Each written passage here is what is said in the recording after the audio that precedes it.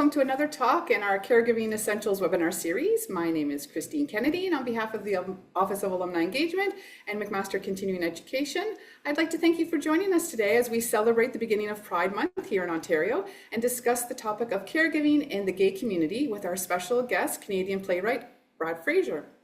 Before we begin, I'd like to take this moment to acknowledge the land on which we reside. McMaster University recognizes and acknowledges that it is located on the traditional territories of the Mississauga and Haudenosaunee nations and within the lands protected by the Dish with One Spoon Wampum Agreement. Before we begin, we do have a few logistics if you're new to our webinar, and if you're not new, welcome back.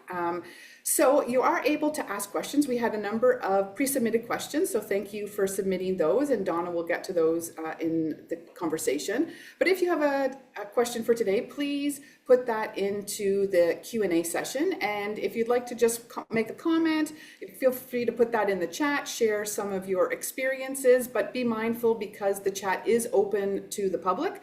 Just don't put too much information, private information, since we can all read it.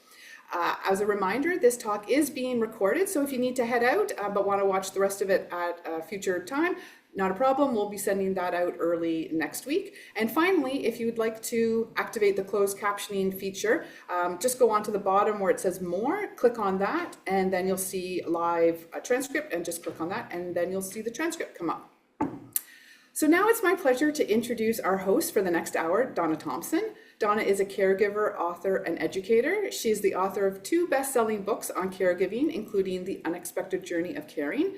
Donna also facilitates our free online courses for caregivers, Caregiving Essentials, and she is a co-designer of the Creating Caregiver-Friendly Workplace course and co-designer and co-director of the Family Engagement and Research Program, all of which is here at McMaster. And our special guest today is Brad Fraser, who is the author of many successful plays, including the worldwide hit Unidentified Human Remains and the True Nature of Love and Poor Superman, which I actually had the pleasure of seeing in Toronto when I was a student here at McMaster in 1995. Yes, we did a road trip down to Toronto. Brad's work can also be seen on the big screen, including Love and Human Remains and Leaving Metropolis, and a new film based on his play Kill Me Now will begin filming in November. On the small screen, Brad has produced and written on the groundbreaking TV show Queer as Folk.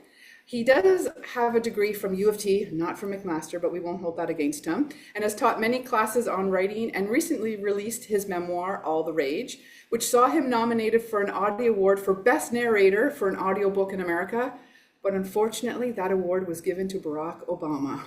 Who beats me at everything. And for those of you who enjoy Stratford Festival, maybe you'll remember last year and in the 2023 season, Brad had created a successful and controversial adaptation of Shakespeare's Richard II. Clearly, Brad's artistic abilities and imagination have no limits, and so we're so thrilled that he could take the next hour to be with us. Thank you, Brad, for joining us, and Donna, I'll hand it over to you. Thank you so much, Christine. And I am absolutely thrilled to be here with you today, Brad, and to have what I know is going to be such an interesting and rich conversation about caregiving, the history of the AIDS epidemic, and your book, your plays. And just to begin, I'd like to talk a little bit about All the Rage. And here's the image of it.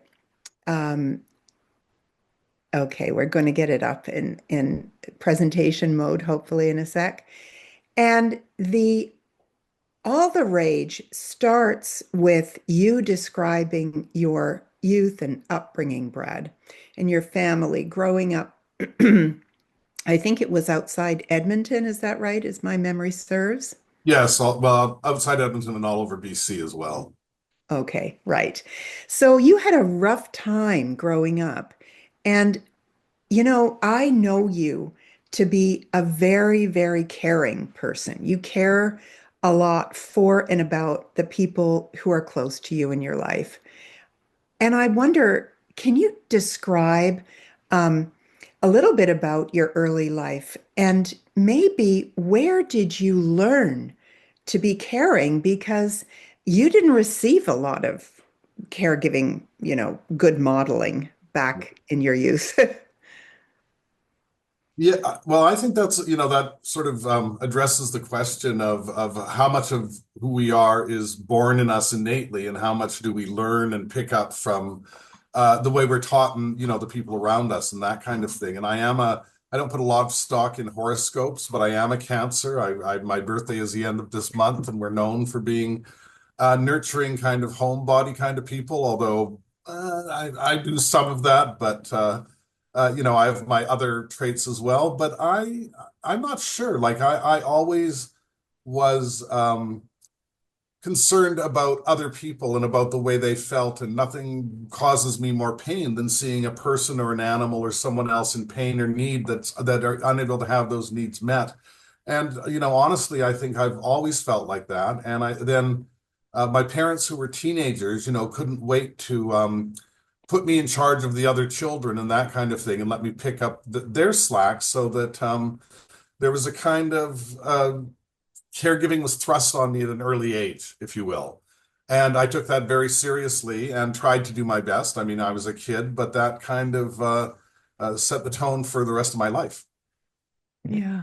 Well, it's a fantastic book. I absolutely, if you have an interest in theater history, in the in AIDS and the history and how that epidemic shaped the gay community in Canada, and how artists responded to it too, personally and professionally, I highly, highly recommend your book. It's a fascinating read, and literally, I couldn't put it down. I read it almost in one go.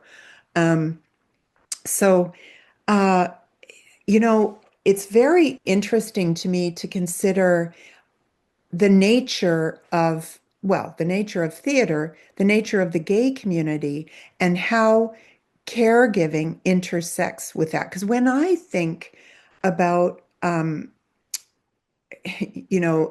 history of my gay friends in the closet, out of the closet. And I have a theater background too. I was an actor before our son was born, and a director. Of course, all of that stopped in 1988 when he was born. But hence my huge interest in speaking with you and thinking about these things. And you know, I always think of my gay friends as being some of the most caring people in my life. And I sort of think about that because there is this sense of otherness, of being othered, and particularly if you have a painful coming out. Um, and now it's more dangerous than ever, to be gay in our society. And it seems to me that there is a huge amount of caring for each other in the gay community. And I think it's interesting to explore that. And you did in All the Rage, and you did in Poor Superman, your play that you wrote. Um, about AIDS, which I also saw in 1995 at the Hampstead Theatre in London, London. in the Yeah. UK. Um, so maybe you can talk a little bit about Poor Superman and what you were thinking that you wanted to achieve with that play, and what you were thinking about AIDS. Um, and if we could see that slide of the movie, of the play poster, there we are. Well, it's interesting you say when you talk about the queer community helping one another and supporting one another overall, and there have been, historically that's been there, because when you are othered, when you are an outsider, it's I think it affects most people by making them more aware of the feelings of other people, and what's going on around them. But then when we started to learn that there was this new disease that was attacking predominantly gay men at that time, and that it was fatal. It was very disturbing to me that so many straight people were completely uninterested in what it was. When people started dying in the thousands, it was like we had two alternative worlds going on. We had, the straight world where everything was fine, and then we had the gay world where everything was literally falling apart. And it became very clear that nobody was going to do anything to help us, that people were being left in in hospital rooms and not being fed. People were afraid to care for them and medicate them. And so, the community came together and had to start to care for one another and reach out to each other and literally, help one another into hospitals, that bathe one another, take care of one another. And I think that that was a watershed moment for the community. And I do remember, I was living in Toronto at the time, and the gay community prior to AIDS was a very exclusive kind of thing. Like, they wouldn't let drag queens into certain bars. You had to look a certain way to fit into the community. There was a very regimented, almost fascistic kind of aesthetic going on at the time. And then AIDS kicked in, and we realized that we weren't a whole bunch of individuals, that we had to be a community, that we had to band together, and that we had to help one another. And all of a sudden, drag queens were allowed into bars, and the look changed. People shaved off their mustaches. They stopped cutting their hair so short. They became more individualistic. And in some ways, I mean, the AIDS was the worst thing that happened to the gay community. And in other ways, it was the best thing that happened to the community, because it brought us together and it made us face one another and say, okay, there's that whole culture of no fats, no femmes, no Asians in the gay world, in dating and that kind of thing. And while it still exists, I don't think it's as strong or as influential as it was prior to the beginning of the AIDS pandemic. So when I wrote Poor Superman, which is a play about a well-known painter who has a certain level of success, who's out of touch with his muse and out of touch with the real world.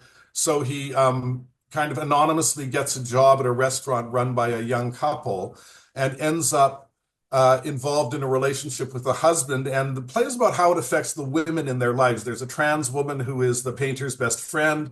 There is a fast-talking broad with a hat who's a newspaper columnist who's his other best friend. And then there's the wife of the restaurant owner. And the play for me is very much about how the women respond to what's going on around them. And I wrote it because I wanted to write a play where the straight world and the gay world intersected. I didn't want that kind of exclusive worlds. I wanted to talk about them coming together and how they mix and what happens when that happens, also as a way to make straight people aware of what was going on by bringing them into the story and saying AIDS isn't just a gay problem.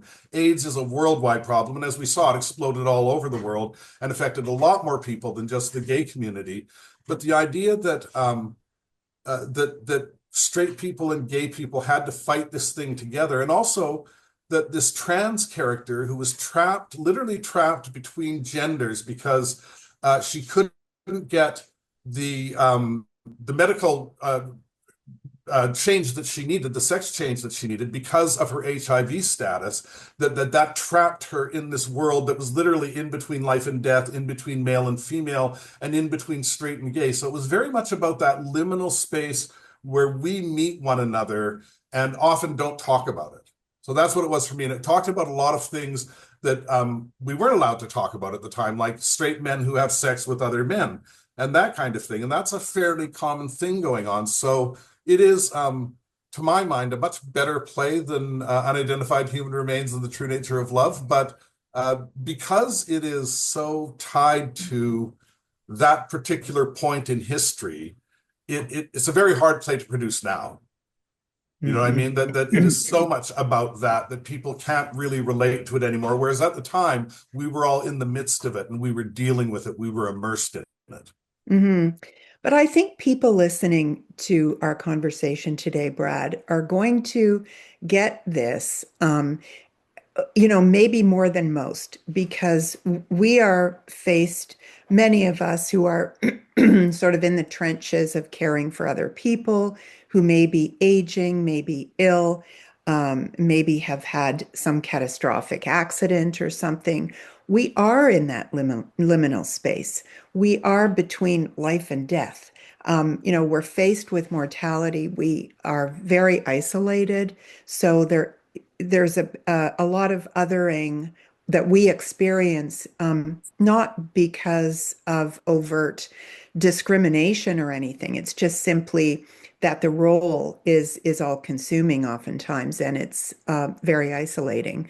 So I think just listening to you describe what you were going for in writing that play, and I'm just thinking in my head, I really, really get that. And this idea that being faced with these, um, you know, faced with mortality, and having to band together to figure out how to put one foot in front of the other without really having any kind of certainty about the future and whether there will be a future does bring people together. I think that's why we can have conversations here that most other people cannot. Right. Um, yeah. Um, which brings me to another play that you wrote that is deeply, deeply meaningful for me personally, because I am the mother of two grown children, but our son Nicholas, who's 36 now, um, has very severe physical disabilities. He's non-speaking. He We ran a home ICU type setting for him for 23 years, um, and looked after him until he moved into a medical group home. And you wrote this play, which I saw, I think it was 2018, or I can't remember the year, but I saw the show at the National Arts Center in Ottawa.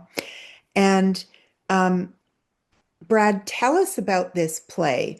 And anyone listening is going to then really understand why it hit me like, really hard. Well, Kill Me Now was is one of those plays that I didn't want to write, but I felt I had to. It was a very painful experience to do. And I mean, it comes partially from someone that I know quite well who deals with, as you do, Donna, with a disabled child and how difficult that can be and the many issues that come up. But also, I remember reading in the Toronto Star in an ethics column in the probably the late 80s, like a long time ago, a letter from a father who had a severely disabled son who was going through adolescence, who was unable to masturbate. And when the father was bathing the son, he would get erections. And it was very clear that this was becoming painful and problematic for the child. And the child didn't want anyone else to know. He had this very intimate relationship with his father who bathed him, who cleaned his foreskin, who wiped his ass, who did all those things that we do for our disabled children that are highly intimate acts.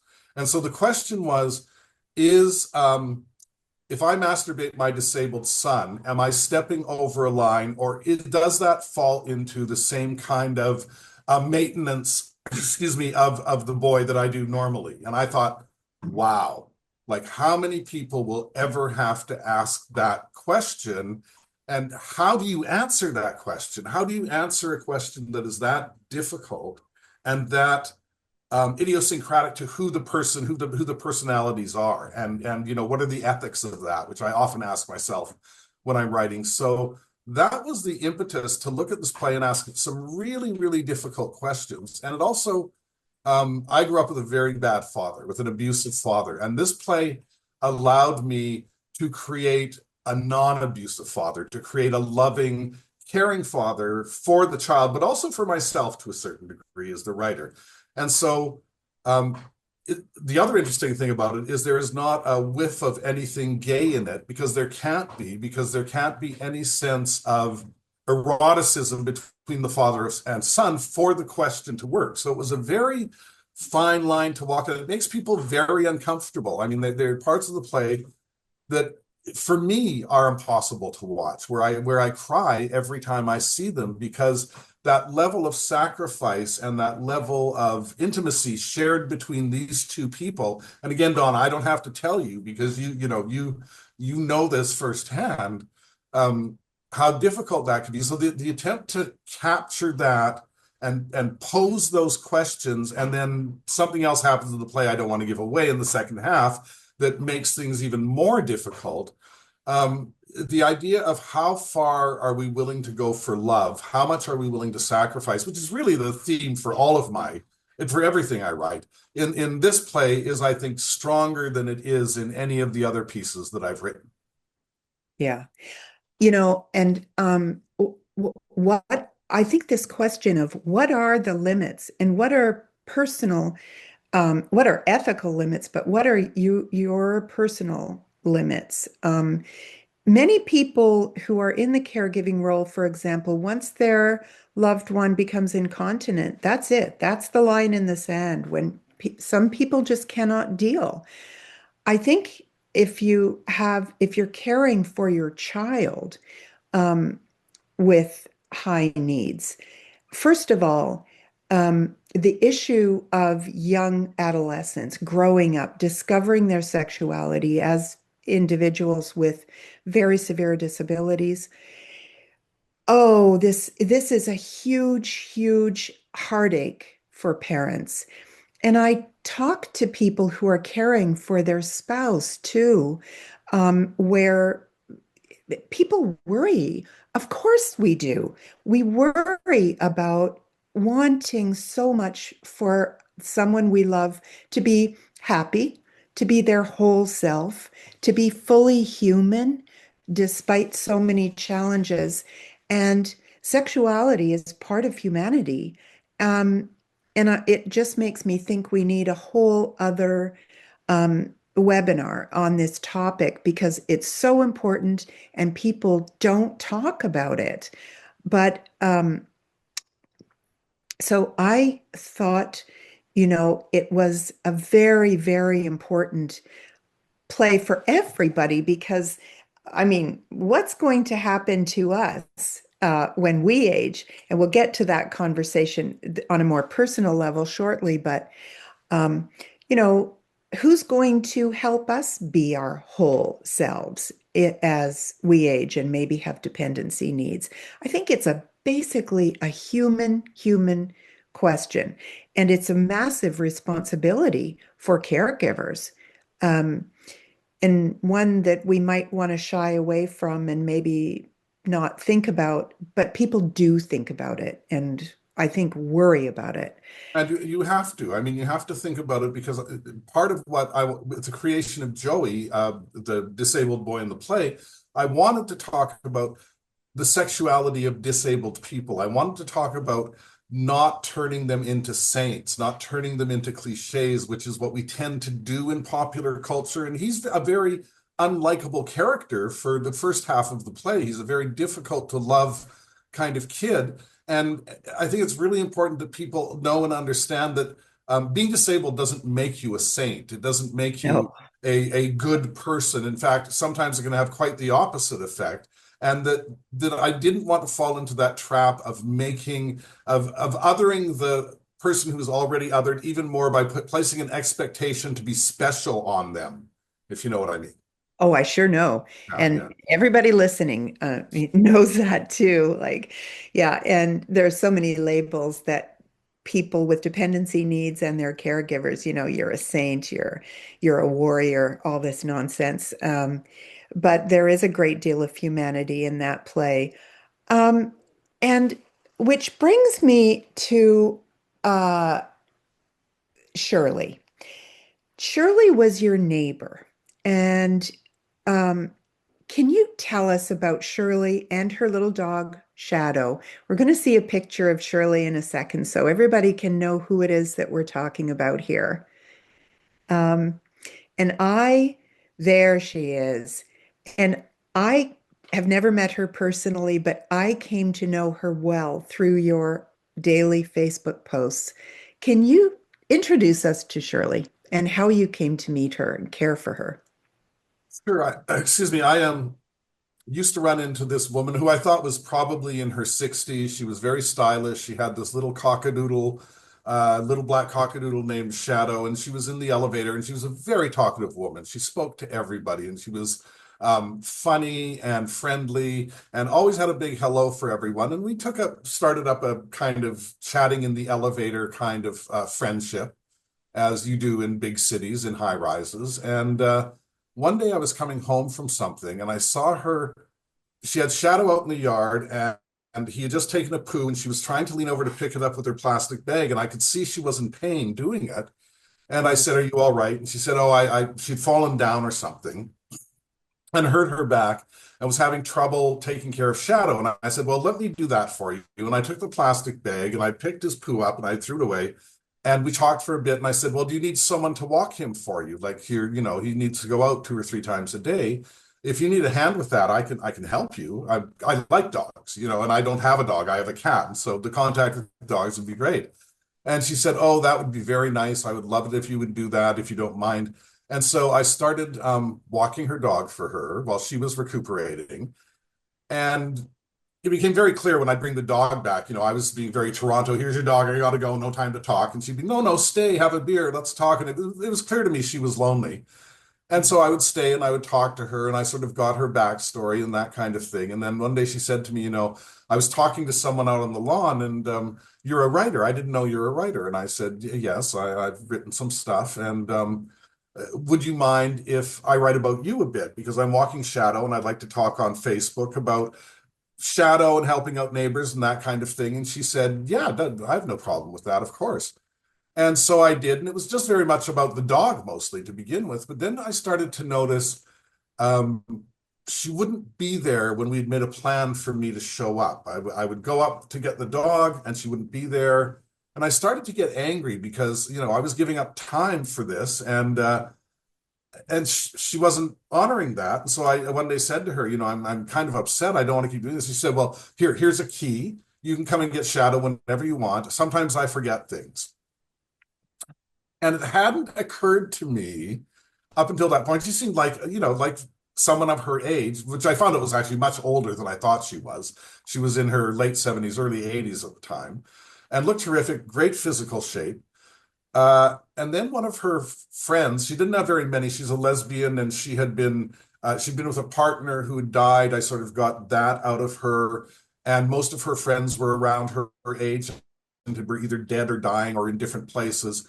And she was very much on her own. And her closest friend, who lived 4 hours away, would come in and see her from time to time and pulled me aside and said, "Shirley has dementia. I don't know if you've gleaned that yet, but she's got mild dementia and it's getting worse." And I was, oh, a lot of things make sense now that you tell me that. Like a lot of things make sense.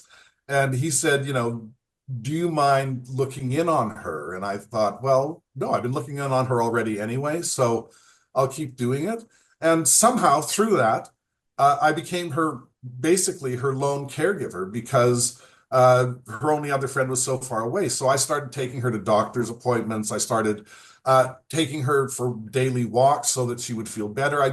I took complete care of her. And when I started to do that, and I had clear boundaries of things I would and wouldn't do.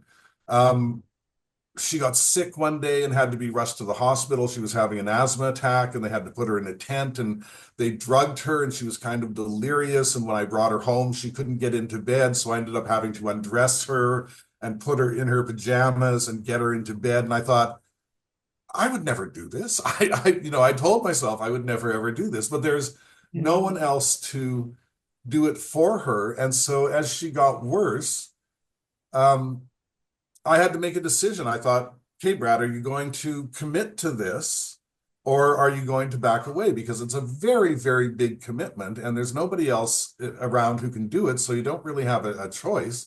So I did. And she said to me one day, she said, "If anything happened to me, would you take Shadow?"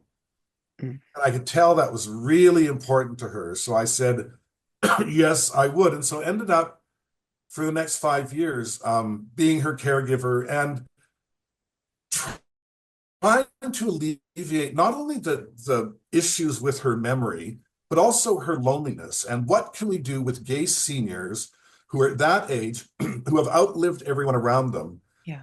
What can we give them that can keep them engaged with life as it's going on? And I found a number of things. I mean, there were resources. The city was very good about sending over counselors and people to deal with her. Her doctor was really great. There was a program.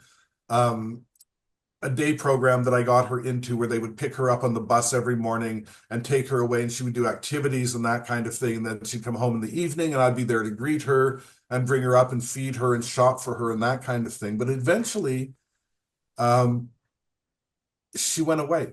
It became too much. It was during the pandemic too, so things were even worse because now I've got this woman who is so social, who Shadow got sick and I had to take him and have him put down because she was not capable of doing it, and I didn't want her to emotionally be experiencing what was going on. So once Shadow was gone, she started to deteriorate very, very quickly and started to act out and do very odd things. And then her roommate that she had been sharing this place with, who lived in another country and only came during the summer, couldn't afford to pay anymore. So we had to move her into another apartment.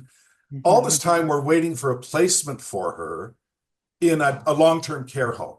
And it had been actually the guy who had her power of attorney had been trying to get her into one for 6 years. And we wanted to get her into one when she was still cognizant enough that she could enjoy being around other people and that kind of thing. But it took so long that she was almost gone when she finally got there. And so those 5 years of my life, which were devoted almost exclusively to caring for Shirley, are 5 years I really treasure, that I really feel like I had a purpose that was bigger than myself, that I had something to do that was important. And I shared it on social media. As you know, I shared everything that she was comfortable with, and I had asked her when she was still well enough to give permission. But it created a community of people who supported me as well as Shirley. And I really needed that support because other people weren't there and didn't really understand. And so whenever I told a Shirley story or a Shadow story, I got a great reaction from it. When Shadow was sick, we did a fundraiser and people sent thousands of dollars to care for Shadow that went to Shirley. And then on her, I think it was her 84th birthday, I said, if you have the time, could you please send Shirley a card? And here's the address. Please send her a card.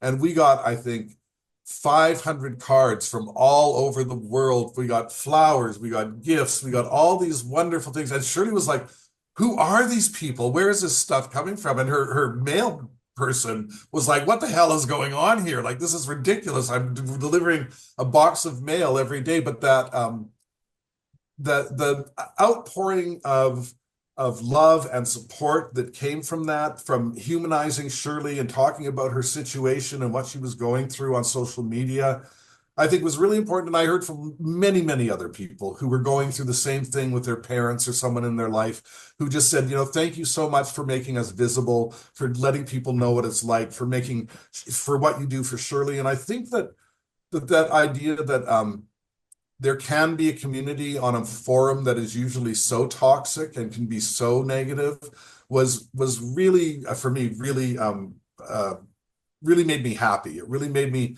feel like, okay, I'm not totally wasting my time on Facebook. There's some other stuff going on here that's constructive as well.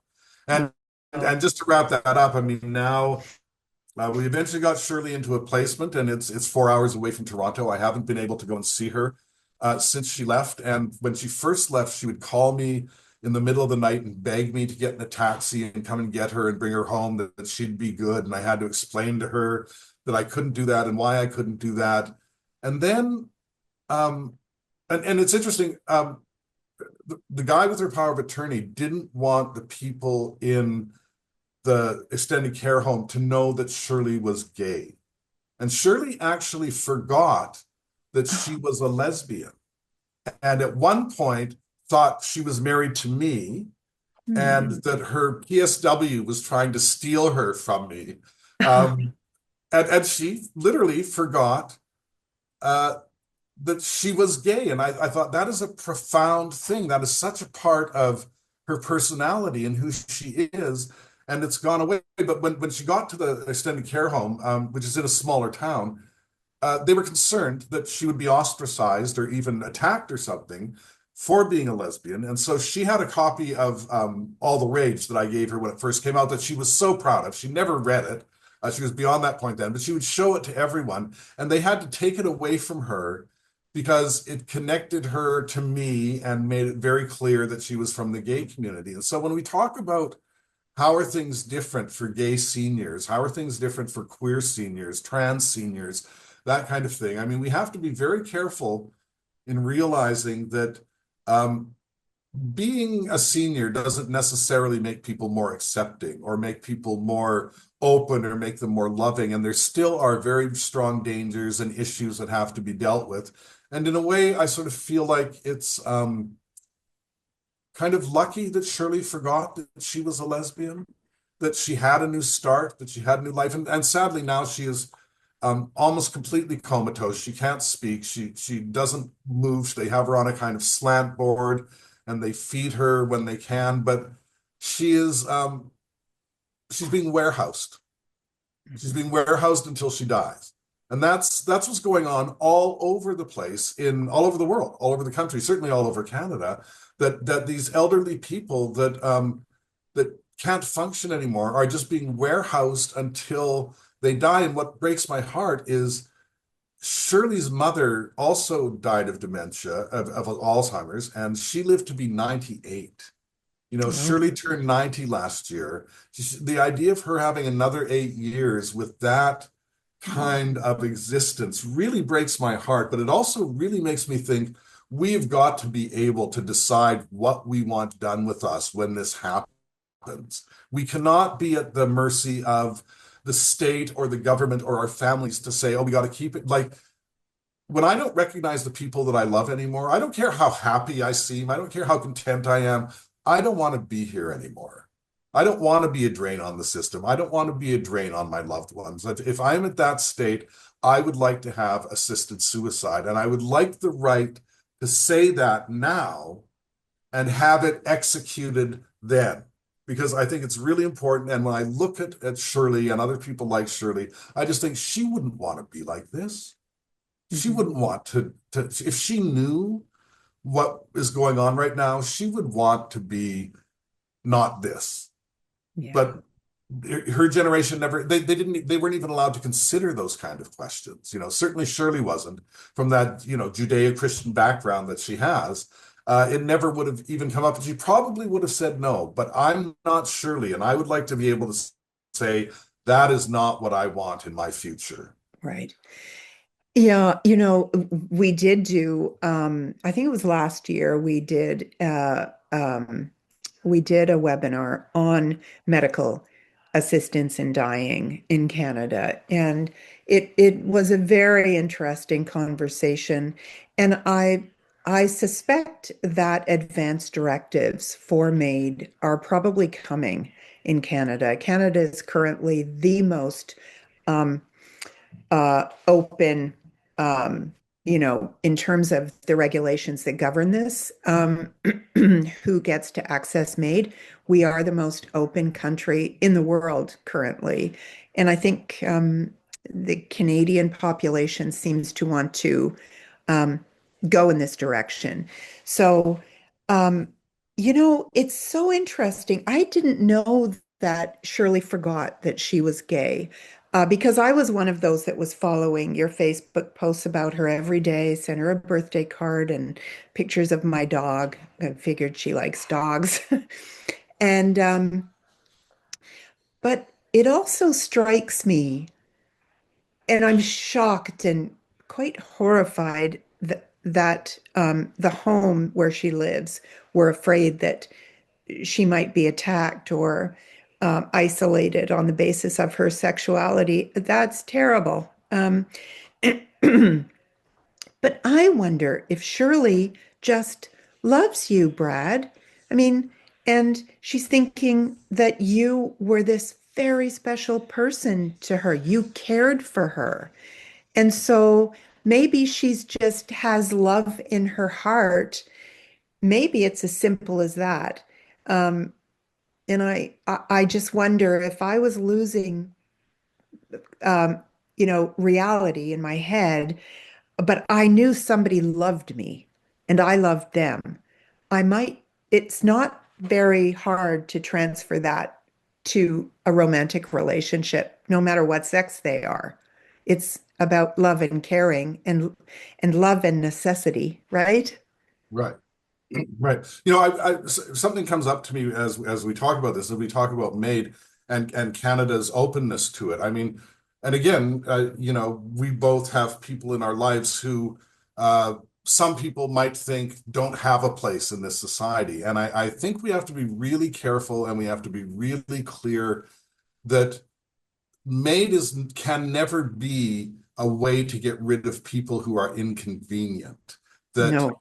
um, and there are people who believe that our government is pushing toward that rather than coming up with ways to properly support and feed and care for a lot of these people, that they're easier just to get rid of, to offer them assisted suicide rather than a better quality of life. And I know some people who are listening to this will be going there immediately. And I know even from Kill Me Now, which also deals with the question of euthanasia, particularly when you're dealing with people with disabilities, you have to be very, very careful because they don't necessarily fall into the same school of thought as healthy people, relatively healthy people who are considering this if something they're in some kind of a state. So I just really want to make it clear that MAID can be a really great thing for some people, but it can never be used as an excuse to get rid of people who are inconvenient, that we have to care for our sick, our disabled, our elderly in the most compassionate fashion that we can and not offer them a way out simply because they're inconvenient. I just wanted to sort of tack that on there. Yes, thank you for saying that. I couldn't agree more. Um, Disability in and of itself does not equal suffering. And people with disabilities are fully human. I wrote my first book all about these things. Yeah, um, but I wonder, Brad, as we've got a few minutes left, and I really want to explore what you think people in the queer community need in the way of aging and caregiving. And what do you have any plans for yourself or um I and just plan to work till I die. what's good care for people in the queer community? Well, I think in the case of Shirley, I have to say the thing that seemed to bolster her the most was the social events that happened, that going to Dixon Hall, having a place in the morning to go and be with other people who were dealing with the same sort of situations, who were in the same age group, and actually having activities, whether it was singing, whether it was storytelling, whether it was some kind of craft they were doing, that kind of fellowship and creative activity helped her so much and made her so happy when she was doing it. I mean, by the time she got home, I would say, what did you do? And she would have no idea. She completely forgot. But in talking to the people who worked with her on an almost daily basis, which I did, and dropping in a couple of times to see what was going on, the the general level of happiness among the people who were there, among the seniors who were being facilitated, was really encouraging. And the problem I have, the issue with Shirley was she was sitting in a big old apartment by herself, looking at the television. And once Shadow was gone, she had nothing. At least when she had Shadow, she had an excuse to go take him out for a walk 5 times a day and talk to people in the elevator and talk to other dog walkers and that kind of thing, as people with dogs do. But once that was gone, there was really nothing there for her. So this time at Dixon Hall, which is a program for seniors here in Toronto, was really, really important. That kind of filling time rather than just marking it, I think, is very important. And I think that the recognition that a lot of queer people don't have children and won't have children, or are estranged from their children, or are estranged from their families, that has to be taken into consideration as well. And that there is a different kind of feeling to being a queer senior. I mean, you've always been on the outside anyway. And then, we put our seniors on the outside regardless of their sexuality. But when they come from an alternative sexuality, they're even farther on the outside. So it takes a longer reach to reach out to them and bring them in and try to make them part of the community or try to make them part of some kind of group dynamic so they're not isolated, because it's the isolation, I think, that is the worst thing for any senior, but particularly for queer seniors. Yeah, I couldn't agree more because um, you know, I think we need to look at models of good care for the particular needs of the queer community. And Mary in the chat has put an exemplary example of a really effective support that happens to be in Chicago. But it seems to me that this is something that I think people need to organize around and advocate for the particular types of support that we need, that people in the queer community need that are different from what's on offer to the general population. I think at the very least, people should feel safe going into long-term care and not have to say, um, I'm not gay, or, I'm not Armenian, or whatever the heck it is that you are. Like, what the heck? I thought we were, beyond that. But on the other We, hand, I read all the time about how, um, oh, people feel unleashed in institutional settings to be their worst selves sometimes, and to be very discriminatory based on their cultural beliefs, based on their religious beliefs, or whatever it may be. I Do you have any ideas on how do we address this?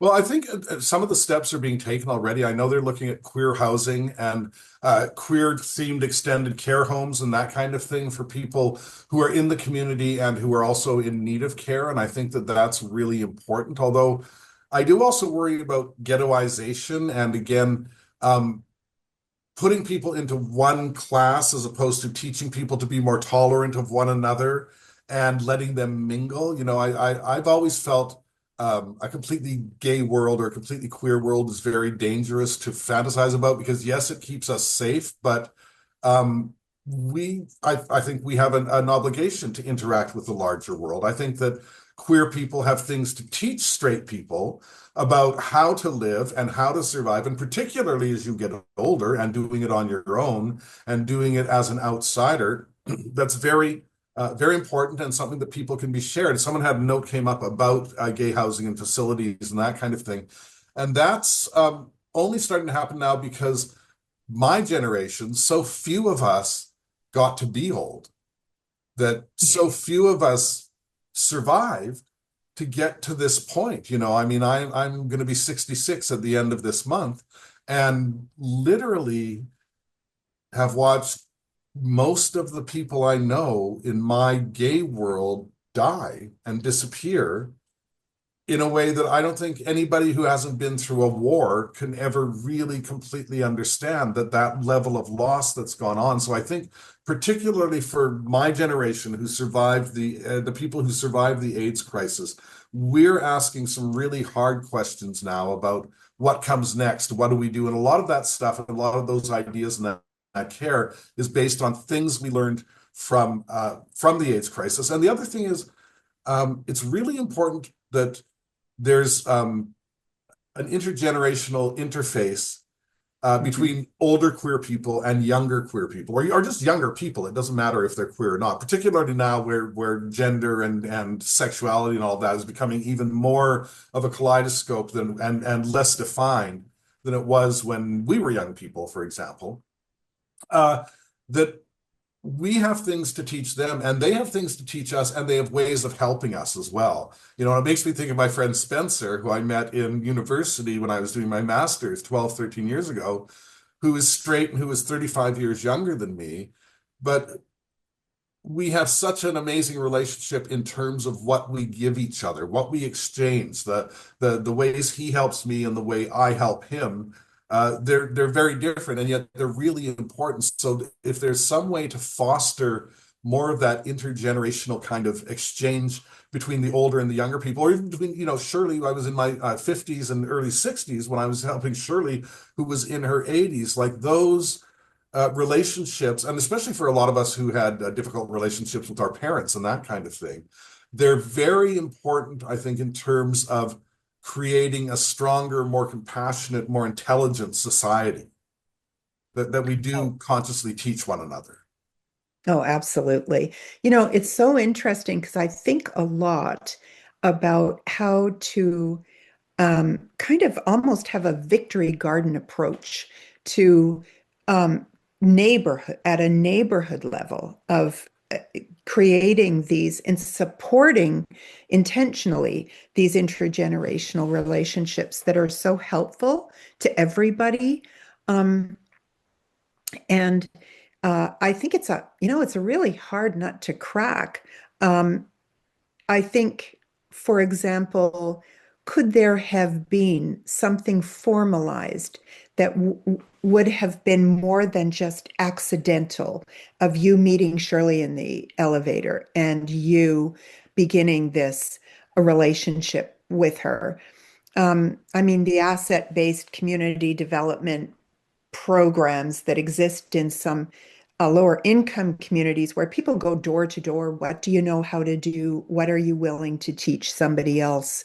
What's your free time? Would you visit so and so? Or something like that. But I don't know. It's very hard human work to get people to together to have a conversation. Um, and I think this idea, though, of lots of young people really need good examples Yes, and yes, mentoring. yes, absolutely. Yeah, and there are a lot of there are a lot of I think similarities between how you describe um, aging in the queer community with aging with a disability. Yes. And, we worry a lot that we will die before Nicholas does. And then because we broker a lot of his relationships and his friendships, he has many friends. Um, but it's the parents, it's the caregivers who kind of keep that going. Um, Mhm. and I don't know who's going to do that when we're not here. Well, Uh, that's the biggest question, isn't it? I mean, that really is the most heartbreaking question is what happens after I'm gone?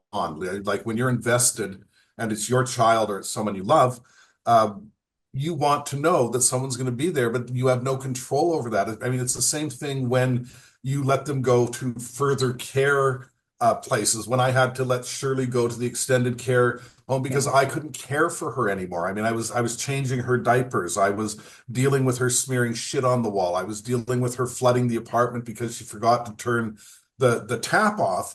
I was dealing with things that I finally had to say, I can't do this anymore. And I know every parent of a disabled child, as they become an adult, reaches that same point where they say, I can't do this anymore. Not just because you maybe physically can't do it, but also because we all need a break, right? We yeah. all need a life as well as what you're doing there. So that's a very difficult moment. That's a very difficult thing to do. And I really feel for anybody at that point because the guilt, I know the guilt that comes with it, no matter how well you can arrange for them to be cared for, never really goes away. But at the same time, if you burn out, if you become angry, if you become depressed, if it has a physical or emotional or physical effect on you, then you're not doing yourself or the person you're caring for any favors. No, no, that's true. Um, it's very interesting, though. I think so. How do you achieve well-being in amongst everybody who are part of these dyads or triads of care? Um, it, it's it, it's a huge question. It's going to get more urgent, I think, as our whole population ages. Um, and I think, though, what you're talking about in terms of friendship, support, meaning and purpose and joy, because you laughed with Shirley a lot. to. We need to figure out how to get this for everybody, including people who have been on the margins, who feel like outsiders in our society. So um,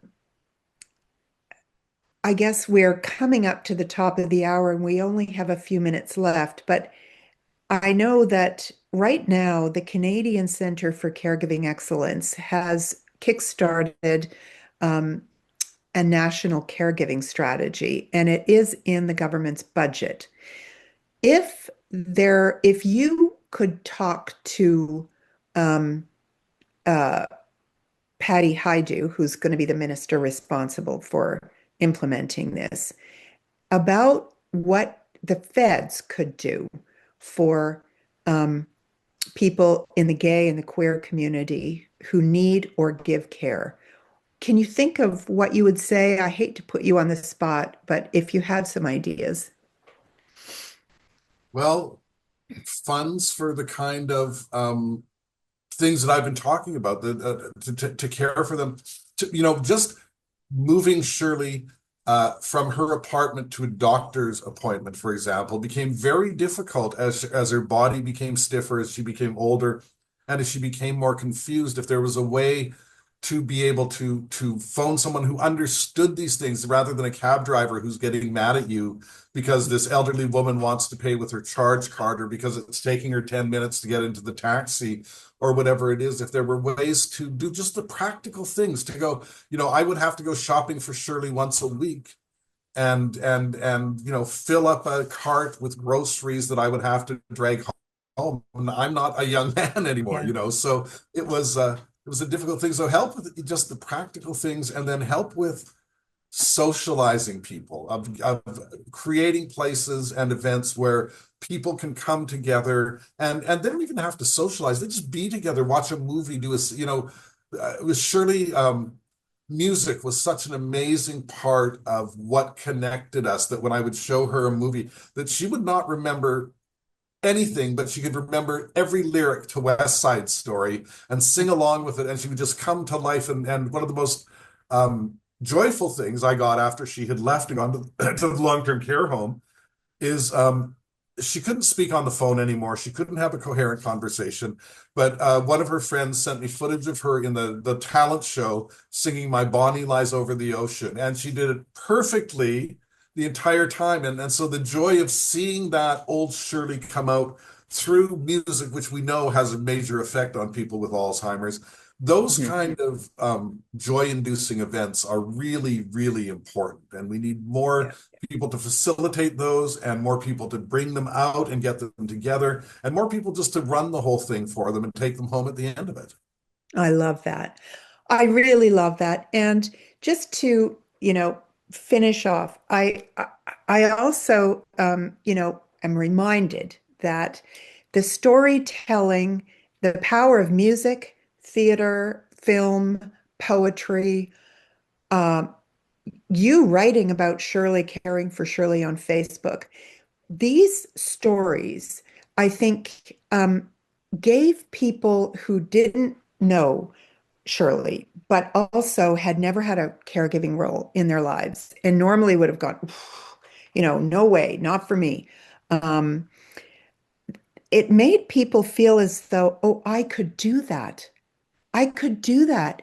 And the reason they felt that way is you introduced them to Shirley. So I could do that for somebody I know. And they can begin to imagine themselves doing these things that you did. And that's huge. That is a civic contribution. So, Yeah, I agree. I agree 100%. And a big part of why I did it so publicly is to say to people, and I actually said this, seek someone out in your building, find a neighbor, find a senior, find somebody that needs your help, that maybe you just go to the store for them once a week. Maybe you just walk them around the block, maybe whatever you do. It's not just for them. This enriches us. The caregivers are given, in a way, greater gifts than the people that they're caring for in what they're doing. And part of what I miss about Shirley is that feeling of doing something for someone else and how good that can make you feel. Oh, I'm with you 100%. Brad, thank you so much for this rich conversation. I've loved it, and I know that from the conversation in the chat that others have too. Where can people find you, Brad, if they want to know more about your writing and work? You can find me on Facebook. I've got a website. I think it's still up. I mean, websites seem terribly antiquated now, but it's bradfraser.net. And I'm around, just come on to Facebook, check me out, read my book, read my plays, and, call your local artistic director and ask them why they haven't done any Brad Fraser plays recently, particularly the play about Shirley called Shelley's Shadow that I opened in forgot to mention that. Yes, Of course, that you opened turned in Shirley into Catskill, a New play. York 2 years ago and still hasn't been done in Canada. And it's a very good play. It is. I was lucky enough to be an early reader, and it is a wonderful play. And we get to see Shirley have a second life and Shadow too. Yeah. Yeah. So, yes, Thank you, thank you Don. It's so always much. it's always a wonder to talk to you. I enjoy it very much every time. Oh, thank you. Me too. Over to you, Christine. Thank you, Donna and Brad. And it's interesting because I have the opportunity to do lots of webinars. Brad, you were saying that really when you do things for other people, that really fulfills you. And we've done a number of talks with psychologists, not clinical psychologists, but research psychologists. And that is one of the primary drivers of fundamental happiness. It's not how many cars or yachts or how much you're getting paid. It's what purpose you fulfill in your life and what you do for other people. And that is what really, that really is what provides us happiness. And so you must be very happy, Brad, a very happy person. I do my best. You have lots of generosity and creativity in those fingers and brain of yours. So thank you so much for sharing your thoughts. I want to see, I'm not on Facebook. I'm on social media. So I missed the whole Shirley, story. So I want to see it in a play. So I think we need to lobby Theater Aquarius here in Hamilton. Yeah, well, it's three people, no set, and it's easy to do. So lobby away. I'd appreciate it. Okay, there we go. So thanks everyone for joining us today, for your contributions in the chat, especially you, Mary. You put lots of things in. This is our final talk for this series for the 24-25. We are coming back in September, so look to your inbox sort of late August, early September, when we'll be announcing our upcoming 25-26 series. So in the meantime, we hope you have a wonderful summer, and we look forward to seeing you again. Thank you for joining us today and for all the other events that you have attended over the last 10 months or so. Take care, everyone, and we'll see you soon.